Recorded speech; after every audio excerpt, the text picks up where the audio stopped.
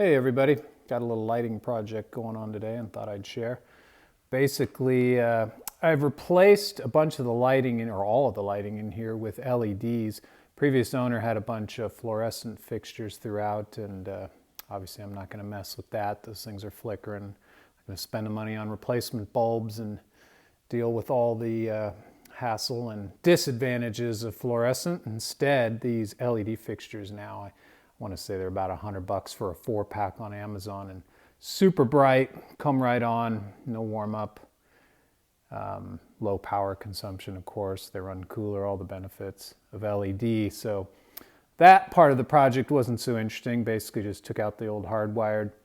These are designed, or they come with a power cord. They're really not designed to be hardwired. I suppose you could cut them open and do that, but you see for each one, or for each group, you can actually daisy chain them together up to 4. For each one, I added a receptacle, just took the wiring that came into and was hardwired into the fluorescent fixtures and added a receptacle and then daisy chained, like I said, up to 4 together, which just makes it real easy. Don't like seeing the cord hanging there. I'll clean that up later. But anyways, that's not the project for today. Today's project is to add 2 more to this area. You can see previous owner had a couple of fluorescent fixtures here. I kept the wiring, tacked it up out of the way, and have been thinking, gee, do I want to add fixtures where he had them? I really don't like the idea of having fixtures that are blocked by the garage door when it's in the up position.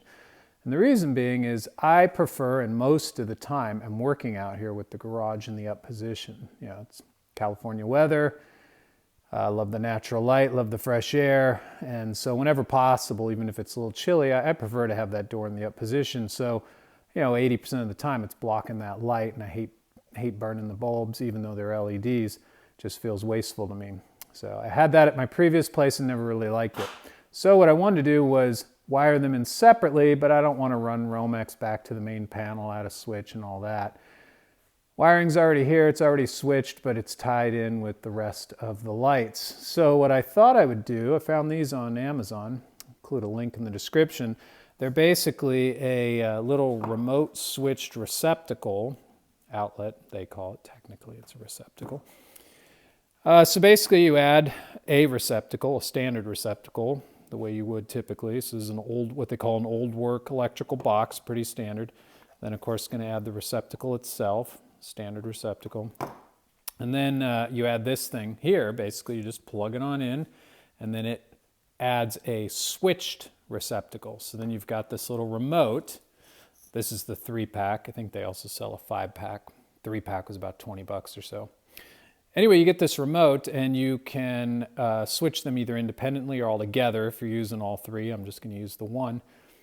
And the idea being that then when the garage door is in the up position, I can just shut those off and not be burning them for 6, 8, 10 hours a day.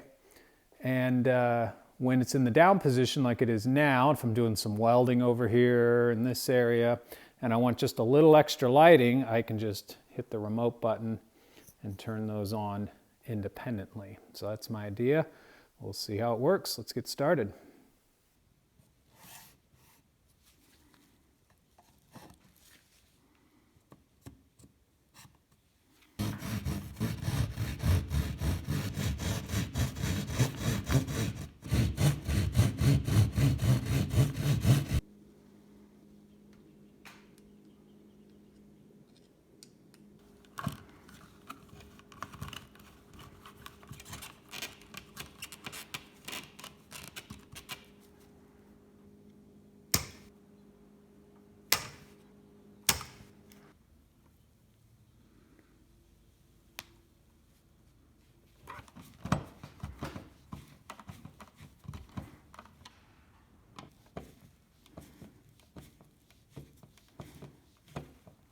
All right, a quick little test of the remote.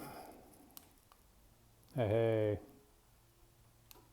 Found hanging these by myself was a little difficult in terms of getting the precise measurement between the 2 keyhole slots here on this end and then here on this end.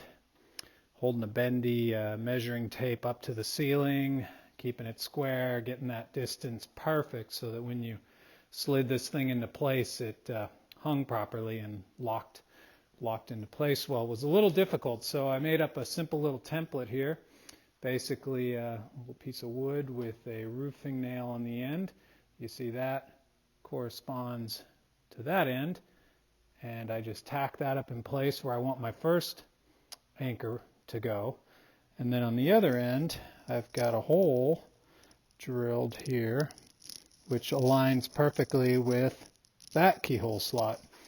So with that tacked into place with a hammer on the ceiling, I can then, with my drill here, put a little hole on the other end, and then I've got the perfect spacing every time.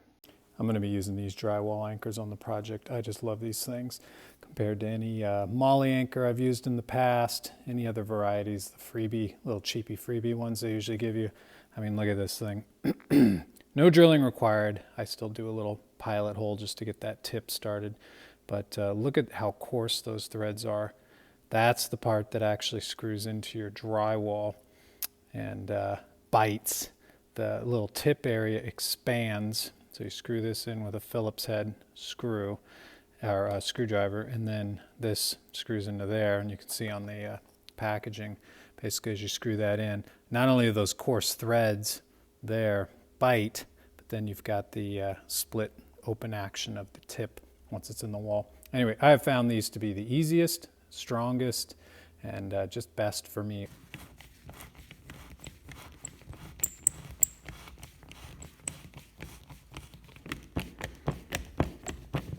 All right, got everything hung and ready for the big test. Give you a rundown before we do here of what I did. Got the light fixture itself hung, the new receptacle added, the remote switchable receptacle plugged into that, and then the light fed from there. And then here's what I was talking about as well. You can see you can daisy chain these. Each fixture has a female receptacle on there, feeding over to the next adjacent light. So I did not have to add a receptacle in the ceiling, which is pretty nice. I don't really like having that black wire hanging everywhere, so I tacked it up into place. Still would prefer that to be run hardwired in for cleanliness, but for now, this gave me a nice way to add a ton of bright LED lighting to the garage. But does it work? So you can see the rest of the lights are on, all via the switch in the main, at the main door. And here's our remote controlled lights. Ah, look at that. Nice. All right. Turn that off. Beautiful. All right, I'm gonna put that back on and show you the entire garage bay, which I'm pretty happy with there. Got a lot of nice lighting on that side when the door is down, all the way to the back. And then when the door is up, just turn that off. Perfect. Like it.